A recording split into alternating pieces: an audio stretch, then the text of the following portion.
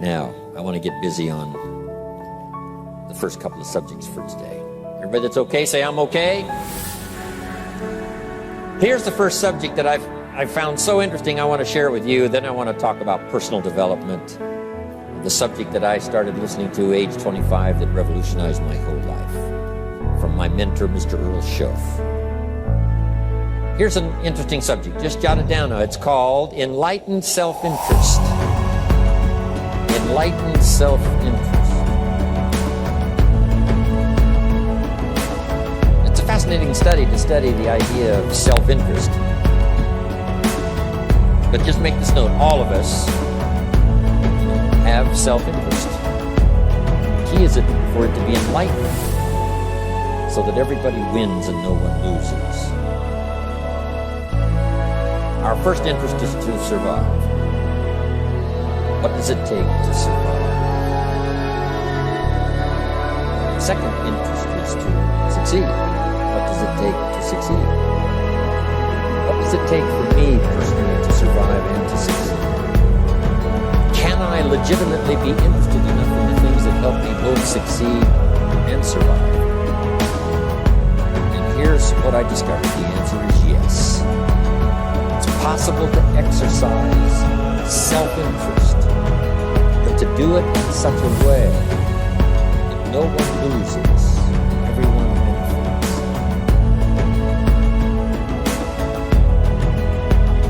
Key phrase.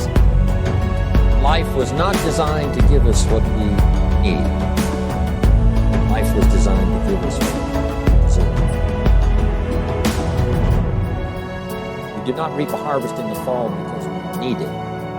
We reap a harvest in the fall because we deserve it. Not necessarily from a moral standpoint. Of course, there are some moral laws as well, spiritual and moral laws.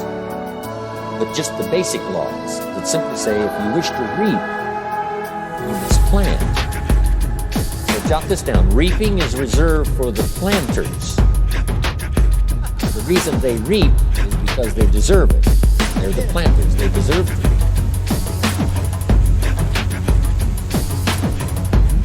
Interesting Bible phrase that says, if you keep knocking, you'll find open doors.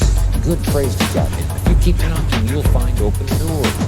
Doors of opportunity. Doors of a chance to meet someone. Doors open for association. Doors open to find someone special. Doors open to find a unique business colleague. If you keep knocking, the phrase says, doors of opportunity are open to those who continue to knock.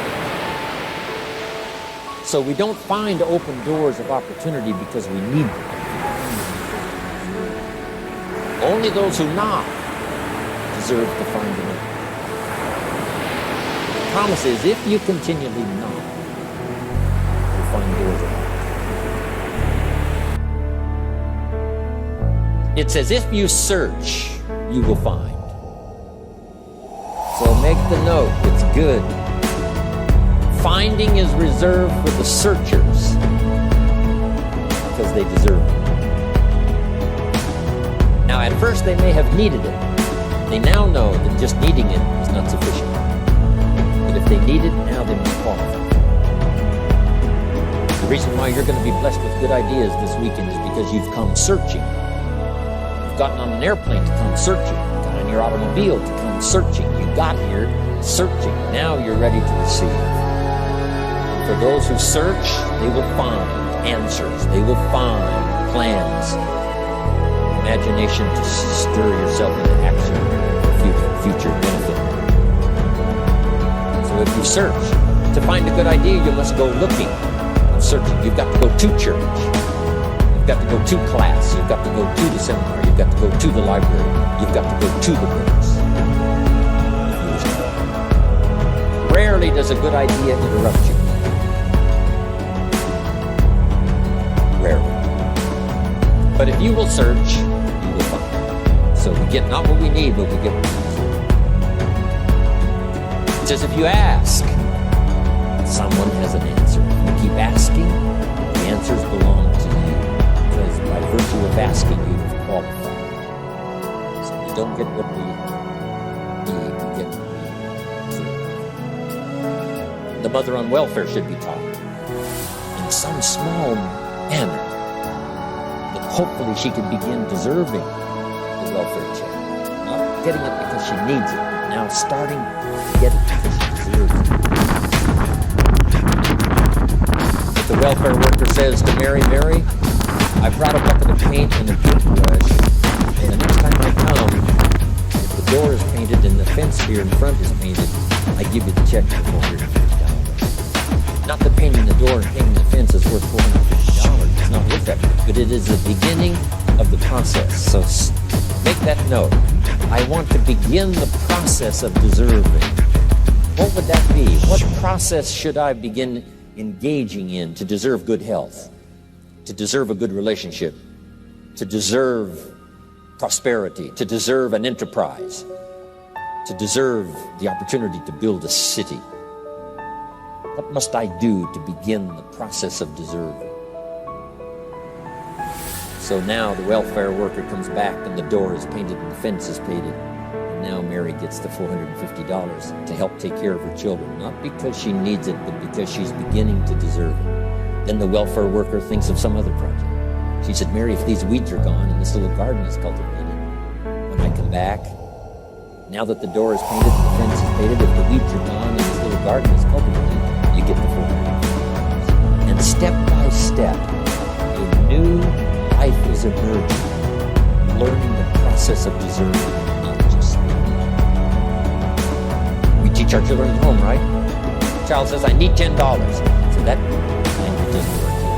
There's plenty of money here, and the vaults are full. But to say I need $10 is not how you open the vault.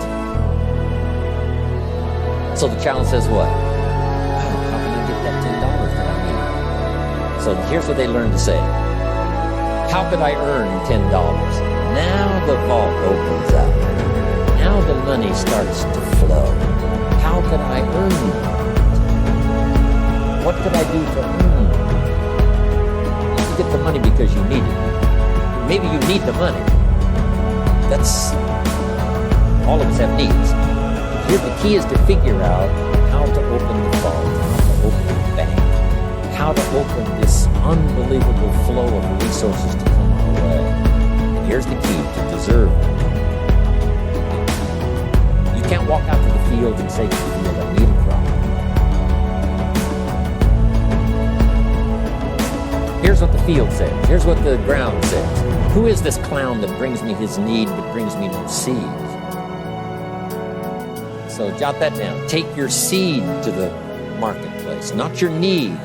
Don't disclose your need to the marketplace, only your willingness. We'll talk about that a little later. Because the marketplace is not interested in your need, but they are interested in your seed. They're interested in your willingness to work. They're interested in your discipline. They're interested in your eagerness. They're interested in your vitality and your work ethic. That's what the marketplace is interested in. Not your need, but your seed. You get what you deserve. Old Testament God says, if you'll move toward me, I'll move toward you. See, that's how you get those occasions to meet God. You must make the move. God could say, you don't move, I don't move. You say, well, that's arbitrary. Well, when you're God, you can make it that way.